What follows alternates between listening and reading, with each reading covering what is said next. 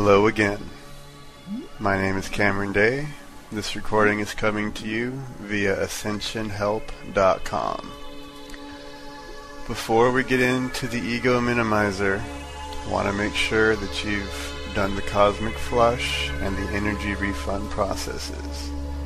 If for some reason you've jumped straight to this video or this audio or this web page before doing the cosmic flush and the energy refund, please start with the cosmic flush, or none of this is going to make very much sense.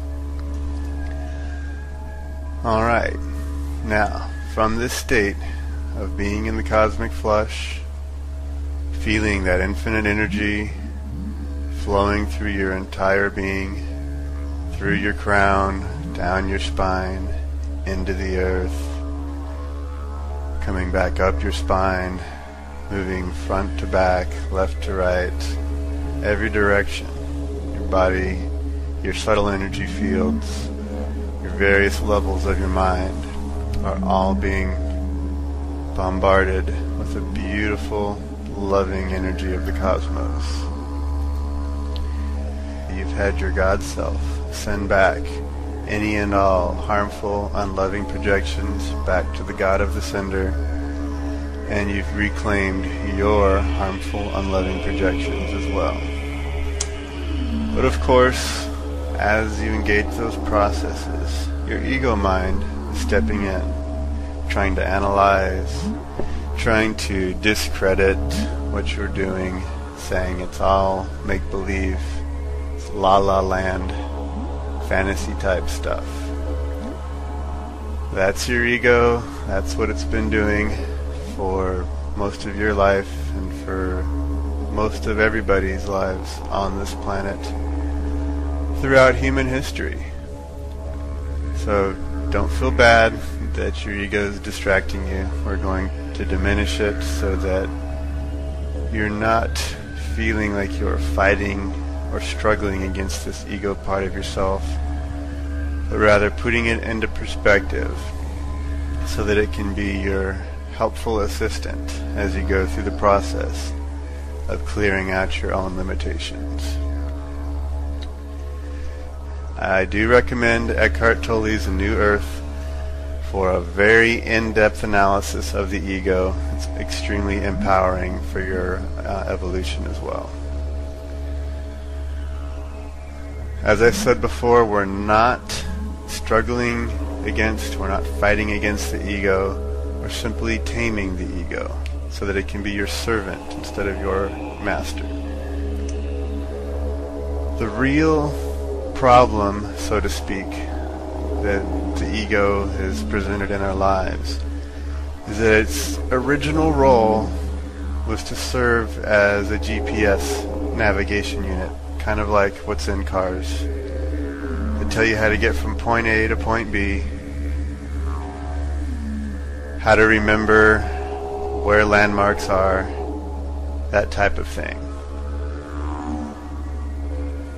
And an ideal balance of the ego mind in your overall sphere of consciousness, it should be doing about 10% of the thinking, helping you navigate the world without bumping into objects, reminding you of birthdays, reminding you of important upcoming events, helps you to communicate ideas effectively.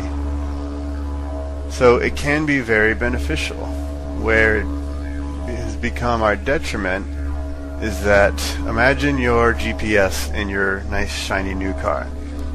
One day, it started talking to you, started telling you good things about yourself, things you liked hearing. So you said, tell me more. But over time, the GPS decided it should just talk all the time. And it'll bring up painful memories from the past, bring up worry and anxiety about the future, tell you that you need to engage in image management so that other people will like and respect you, and basically do everything that it can to distract you from the present moment because in this moment, right here and now, the ego has no hold over you.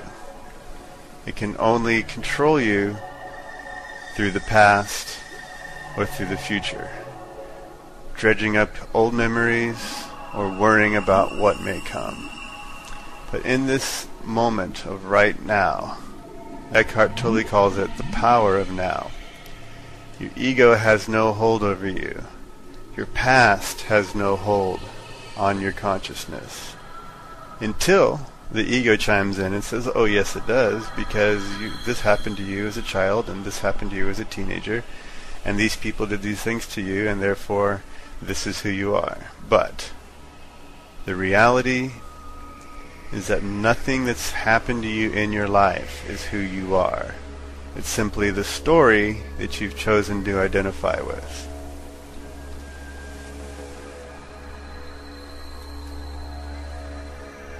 So I'd like you to just keep in mind the metaphor of the ego as your GPS or your office assistant. Something helpful, but a small helpful part of your mind. Just keep remembering that's what it should be, small and helpful.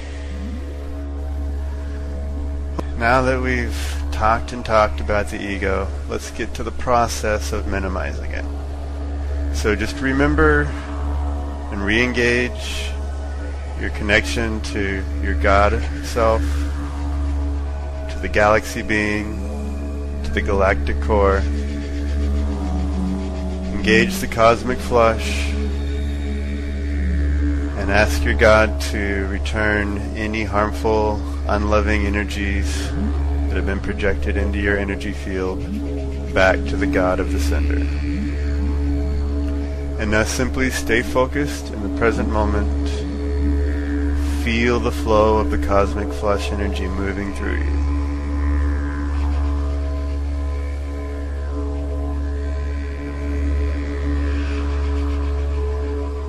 Now, probably in that space, your ego engaged a thought process.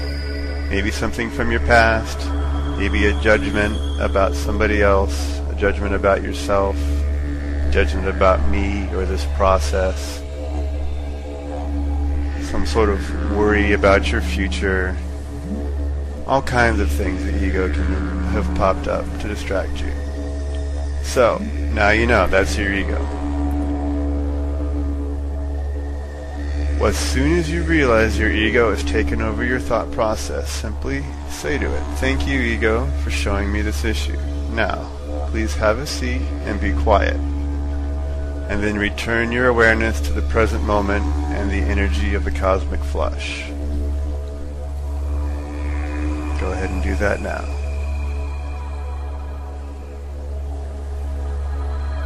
Now, a good, helpful visualization to minimize the ego is just like you're minimizing a program on your computer. So you press that little button and it zooms down, bottom left corner.